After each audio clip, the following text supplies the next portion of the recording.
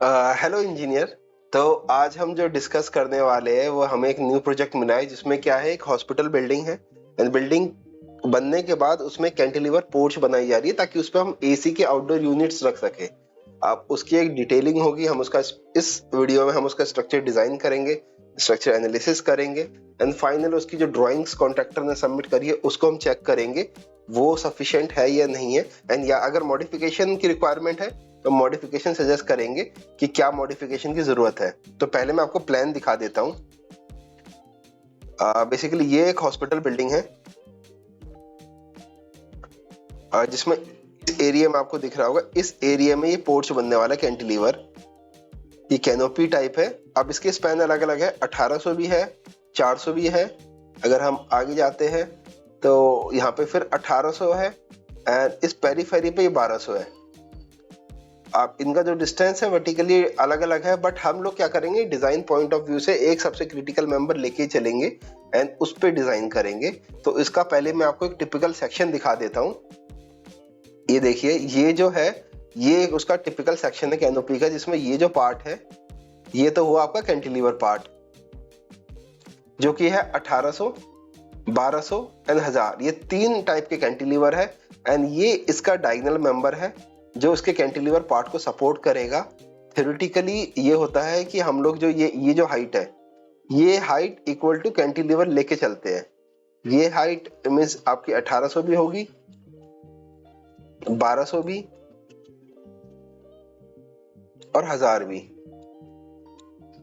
तो चलिए इस चीज को हम स्ट्रक्चर को एनालाइज करते हैं। अच्छा, इस पे जो लोडिंग आने वाली है, इस पे जो लोडिंग की रिक्वायरमेंट है वो है 500 केजी पर मीटर स्क्वायर। 500 केजी पर स्क्वायर मीटर। तो अब इसको हम डिजाइन करते हैं एंड इसका एक स्टैट फाइल बनाते हैं एंड इसको as per latest code check करेंगे कितना लोड ये कैरी कर सकता है। जो इन्होंने मेंबर साइज डिफाइन कर रखे हैं 150 बाय 100 बाय 8 mm थिकनेस।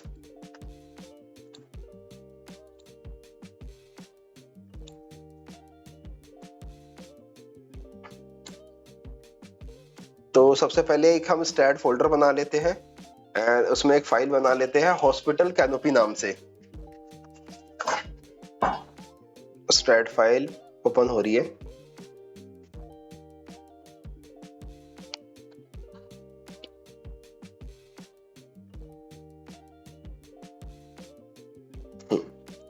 सबसे पहले जाते हैं हम न्यू प्रोजेक्ट। प्रोजेक्ट का नाम देते हैं हॉस्पिटल कैनोपी।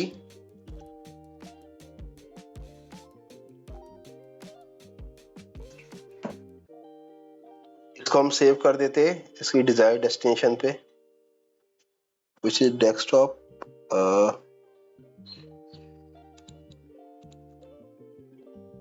डेस्कटॉप पे हॉस्पिटल कैनोपी स्टैट। यूनिट्स हम ले रहे हैं मीटर एंड किलो न्यूटन में। जो हमारा पूरी फाइल बनेगी मीटर किलो न्यूटन में बनेगी एंड फिनिश। ये हमारा ब्लैंक पेज स्टार्ट हो गया। सबसे पहला पॉइंट हम देते हैं 00।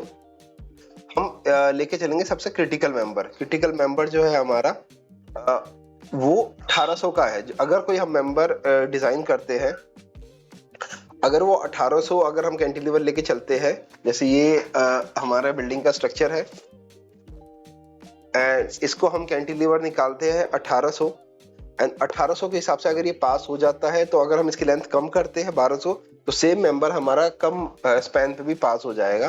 तो पहले हम स्टार्ट करते हैं 1800 से।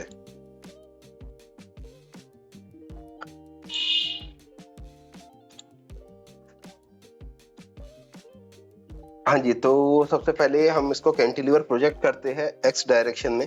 बेसिकली हमारी 3 डायरेक्शन होती है जो कि है एक्स, वर्टिकल जो कॉलम होगा, जो वर्टिकल बिल्डिंग की हाइट होगी होगा वाई एंड इस तरफ होगा जेड। तो हम जो भी काम करेंगे एक्स में करेंगे। तो एक्स डायरेक्शन में स्पैन जो था 1.8 था, इसको हम लिंक कर देंगे। लिंक करने से दोनों नोड कनेक्टेड हो जाते हैं। Transaction x 1.8 and link step ये तो हमारा हो गया बिल्डिंग का पॉइंट, हो गया एंड पॉइंट। इसको हम दो पार्ट्स में डिवाइड कर देंगे, insert node, add end nodes, and इसका कैंटिलीवर पार्ट, इसका मिड पॉइंट। नाउ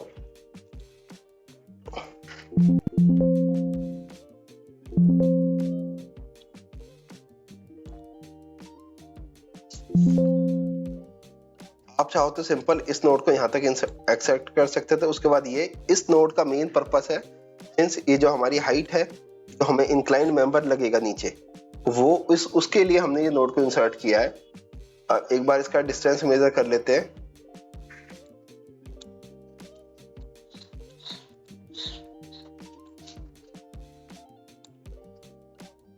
ये साइड कैसे होता है, हाँ जी, तो अब ये 1.8 था हमारा, तो इसको भी हमें 1.8 नीचे लेके आना है।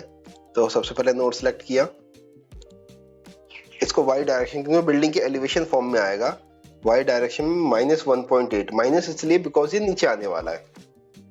इसको लिंक कर दिया। अब इन दोनों नोडों को हमने आपस में कनेक्ट कर दिया। ये वॉल है, यहाँ पे कोई सपोर्ट नहीं आएगा। अब हम चलते हैं नेक्स्ट पे, डिफाइन। अगर आप इस पीडीएफ में देखोगे तो इन्होंने जो है 150 बाय 100 बाय 8 mm, सेम इसका साइज भी यही लिया है 150 बाय 100 बाय 8 mm, एंड इसका साइज भी यही लिया है। तो हमारे सारे मेंबर जो स्टार्टिंग पे है एंड पे है वो सब सेम कनेक्टेड है। एंड ये स्पेस्ड कितने स्पेसिंग पे है, और ये 1500 की स्पेसिंग पे, कहीं कहीं पे कम है, बट हम लोग for conservative point of view इसको 1500 की स्पेसिंग पे लेके चलेंगे। एक नोड हमारा यहाँ पे है, insert node on mid point, ठीक है। सो इसको हमें रिपीट करना है इन direction of Z along the building के लेंथ। जेड डायरेक्शन जैसे पहले डिस्कस किया था, वाई डायरेक्शन हो गया बिल्डिंग की आपकी हाइट हो गई, एंड जेड डायरेक्शन हो जाएगा बिल्डिंग की लेंथ की तरफ, एंड जो कैंटिलीवर पार्ट है उसको हम लेके चल रहे हैं एक्स डायरेक्शन। तो अब इसको हम करते हैं जेड डायरेक्शन में। जेड डायरेक्शन में हम लेके चलेंगे सिर्फ 4 मेंबर्स को, 1.5 की spacing, number of member is 4। और इसलिए बिकॉज जो फर्स्ट अगर हम इन मेंबर को लेके चलते हैं, अगर हम ड्रॉ, अगर हम इस मेंबर को लेके चलते हैं 1 2 3 4, तो जो सेंटर के जो 2 होंगे वो क्रिटिकल होंगे, बिकॉज उस पर लेफ्ट एंड राइट दोनों साइड का लोड आ रहा होगा। अगर हम 1 2 3 4 इन चारों मेंबर को हम डिजाइन में यूज करेंगे, सो जो ये वाला मेंबर होगा और ये वाला मेंबर होगा ये क्रिटिकल होगा, बिकॉज इसमें इस डायरेक्शन का दोनों का लोड आ रहा होगा, और सिमिलरली इस वाले पे इस डायरेक्शन का हाफ इस पे लोड आ रहा होगा। तो डिजाइन हम करेंगे सिर्फ 4 मॉडल, बट यूज डिजाइन में करेंगे सिर्फ सेंटर के 2। तो 4 लिंक स्टेप 1.5 की स्पेसिंग, ये हमारे सारे मॉडल्स बन गए। अब ये आपस में इस जोन पे तो कनेक्टेड नहीं है,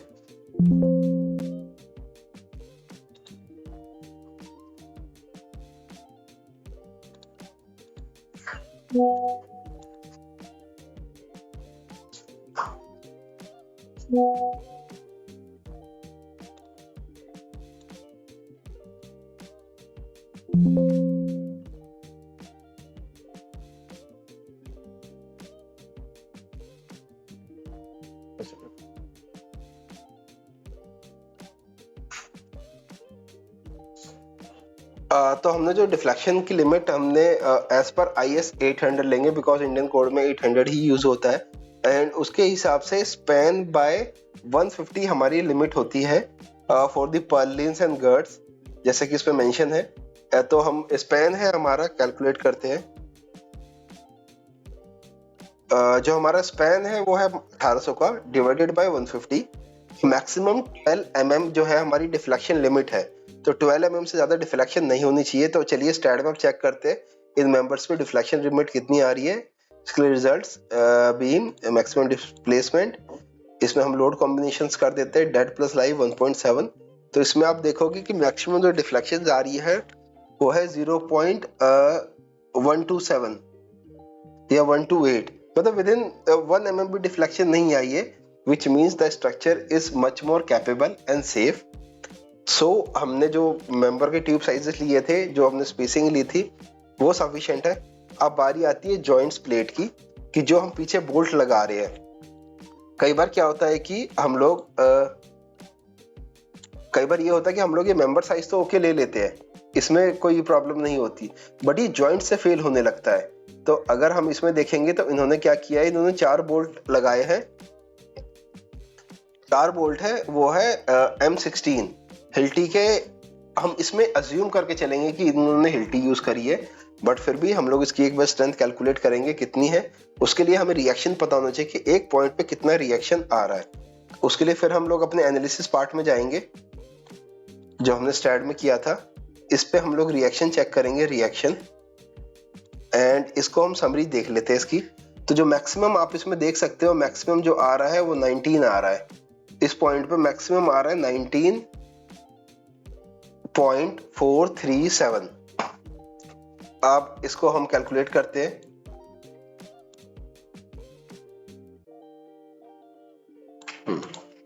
तो हमारा लोड ऑन जॉइंट आ रहा है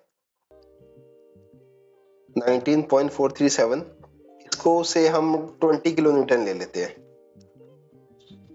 अब नंबर ऑफ बोल्ट्स, एक हम 4 ले रहे हैं। लोड ऑन 1 बोल्ट, एक बोल्ट पे लोड कितना आएगा, तो उसको हमें डिवाइड करना पड़ेगा 20 divided by 4 which is 5 kilo Newton. तो अब हमें पता चल गया कि एक बोल्ट पे हमारा जो फोर्स आने वाला है वो है 5 किलो न्यूटन।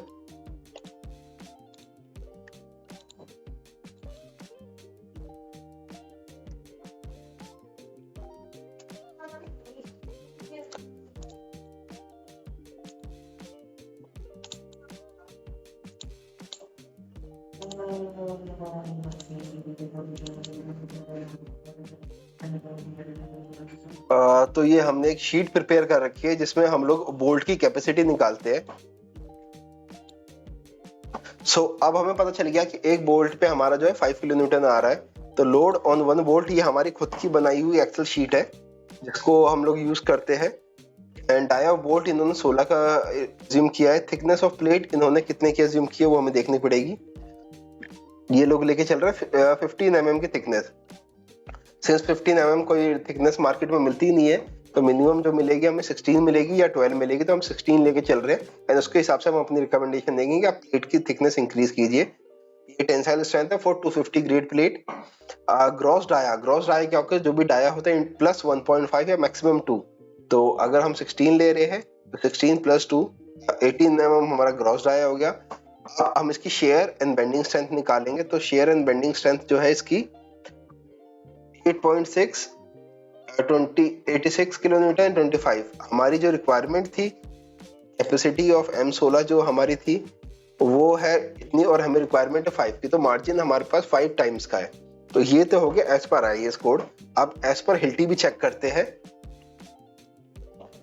अब इसको एज पर हिल्टी चेक करते हैं। तो हिल्टी की ये रिकमेंडेशंस है कि अगर हम M16 का बोल्ट यूज कर रहे हैं तो उसकी स्ट्रेंथ हिल्टी के हिसाब से 22 से 32 होती है, डिपेंडिंग डेवलपमेंट लेंथ के अंदर कि वो कितना mm अंदर जा रहा है। अगर 65 है, 65 mm इंसर्ट है तो ये वाली कैटेगरी वैलिड होगी, 80 mm है तो ये वाली कैटेगरी वैलिड होगी। बट अगर मिनिमम भी लेते तो मिनिमम स्ट्रेंथ भी उसकी आती है डिजाइन की 12, हमारी रिक्वायरमेंट है 5। तो हिल्टी के हिसाब से जो मिनिमम रिक्वायरमेंट है एज पर हिल्टी, M16 की स्ट्रेंथ है 12.2।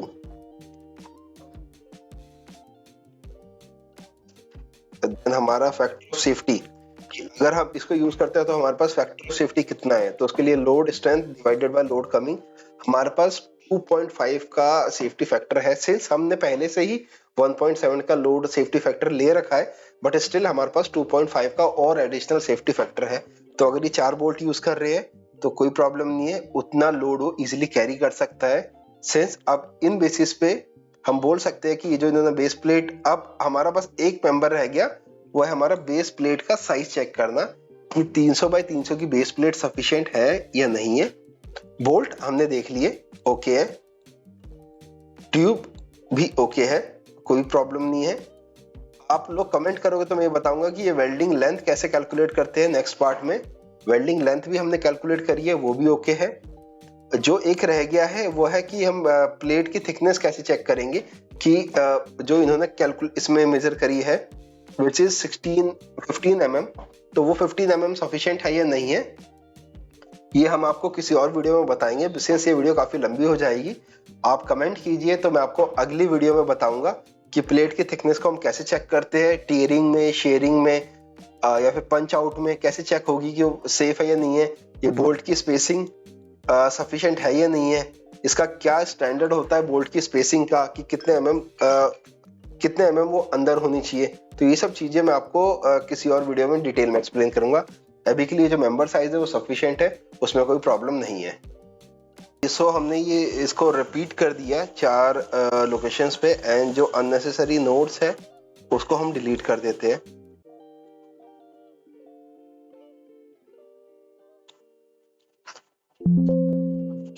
सो बेसिकली हमारा स्ट्रक्चर कुछ इस टाइप का है। जो हमने 4 कैंटिलीवर फॉर्म्स निकाले हैं, 1 2 3 4 5, यानी जो बीच के जो 3 मेंबर्स हैं इसको हम लोग यूज करेंगे during our analysis and cross checking. So अब इस पे लोड अप्लाई करते हैं। जिस भी कैटेगरी में ये जो पिन सपोर्ट होता है, ये जो सपोर्ट होता है जिसमें हम क्या करते हैं बेसिकली, जब हम एंकरिंग करते हैं तो एक हम बेस प्लेट लगाते हैं, उसमें नट बोल्ट्स लगा देते हैं। तो उन नट बोल्ट्स में क्या होता है कि हमारा बेंडिंग मोमेंट ट्रांसफर नहीं होता, ओनली शेयर फोर्स ट्रांसफर होता है। इसको हम लोग पिन सपोर्ट कहते हैं, जिसमें ओनली फोर्सेस ट्रांसफर होते हैं बट बेंडिंग मोमेंट ट्रांसफर नहीं होते। तो इसमें हम अप्लाई करेंगे पिन सपोर्ट, ताकि हम इसको प्रॉपर रिएक्शन चेक कर सके कि बोल्ट पे कितने किलो न्यूटन का फोर्स आएगा, पुल आउट फोर्स, उसको फिर हम बोल्ट की थ्योरी के साथ अप्लाई करेंगे कि एक बोल्ट की कैपेसिटी कितनी है। सबसे पहले हम जाते हैं सपोर्ट्स पे, क्रिएट करते हैं पिन सपोर्ट। पिन सपोर्ट में आप देखोगे कि कोई भी मोमेंट नहीं है, ओनली फोर्सेस ट्रांसफर होंगे। पिन सपोर्ट हमने लिया एंड हमने इसको साइड व्यू करके ओनली इन 2 पॉइंट्स पे सपोर्ट आएंगे, इस पे हमने अप्लाई कर दिया। ये रह गया। अच्छा, एक चीज और हमें लास्ट में यहाँ पे अपना नोड जनरेट करना पड़ेगा। उसके पीछे ये रीजन है क्योंकि जब तक यहाँ पे 4 नोड नहीं होंगे, स्टैंड इसके ऊपर फ्लोर लोड अप्लाई नहीं कर पाता।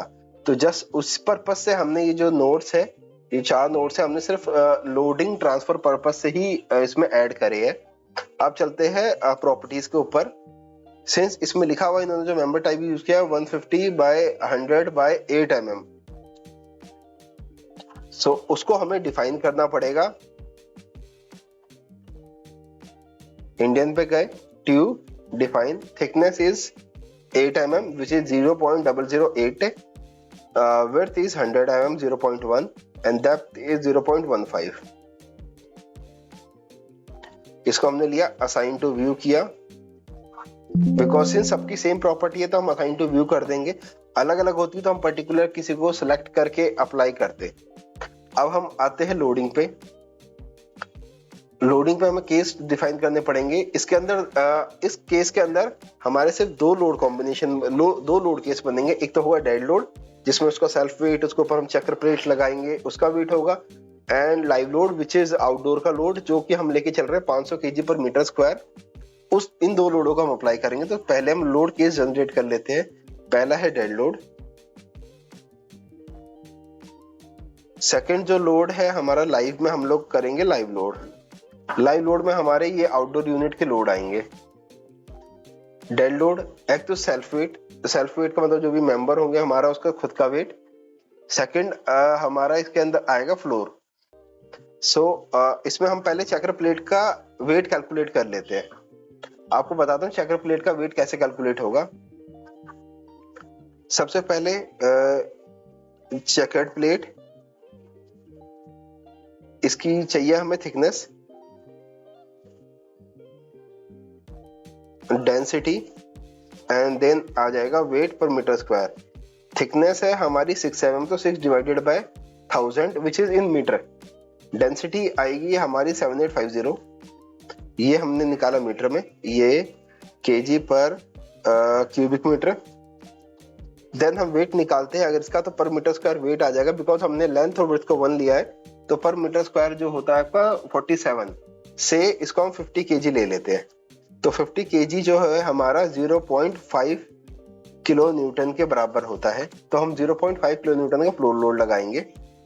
तो फ्लोर लोड पे ये माइनस में लगेगा क्योंकि अगेंस्ट द ग्रेविटी है, माइनस 0.5, रेंजेस 0 to 1।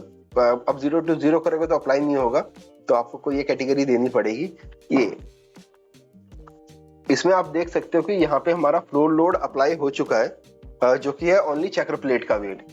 तो हमने इस पे अप्लाई किया, सेल्फ वेट को अप्लाई किया, साइन टू व्यू, बिकॉज वो सब पे एप्लीकेबल होगा। अब हम आते हैं आउटडोर यूनिट पे।